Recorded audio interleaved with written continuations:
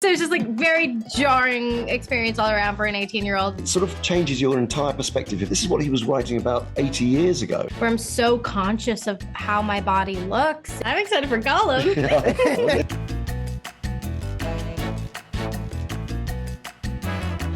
Yeah, I mean, I've been passionate about this story sort of really since I read it when I was a kid and saw different productions, theatre productions of it. And then when we were doing the Planet of the Apes series, that's what really made me think there hasn't been a recent adaptation.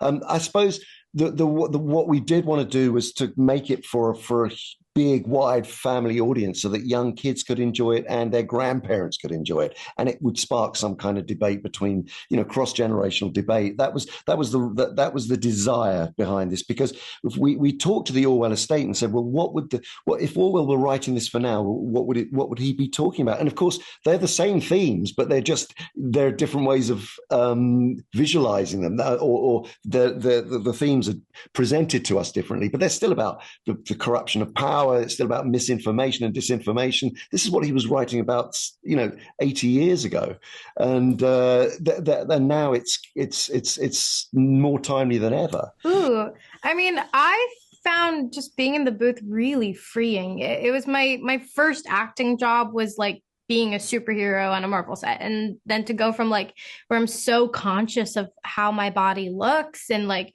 being in these tight suits and like you want to get the action right, and I was new to stunts, like it was so much awareness of like myself, and I also like never knew what I looked like on camera, and so it's just like very jarring experience all around for an 18-year-old. But then to be just in a dark booth in my pajamas, Andy's guiding me, like it felt like you could totally abandon that, self-consciousness. And yeah, we were playing a lot. It was just really fun. I remember I didn't feel nervous after like speaking to you for the first like when we actually started doing character work. And like he's such a generous director in that way, where he just like lets you, if he sees you're like going for this, some nugget of, okay, I want to explore the character here, he'll like just let you do it. And it's so, because we have all the time.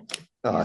it was just a joy watching Iman at work. I have to say, incredible. But look, I mean, sort of from an animation point of view, what we realized what that would give us, instead of it being a live action motion captured film, which would have made it a much darker film, is that we wanted young people, young inquiring minds, to see this and place them right in the center of this story, and that's the innocence of animation can allow you to actually go deeper and connect on so many levels. And that's the wonderful thing. It sort of changes your entire perspective if you're watching an animated film, but the story still has pathos and truth and reality. And I wanted the animals to move and feel like they were physically like real animals, but obviously they've got, they're anthropomorphized. You can see their faces, but I was with the animators when I was directing the animators. I was trying to get them to do less so that close-ups would hold on the characters, so it wasn't stretch and squeeze cartoony animation. It was really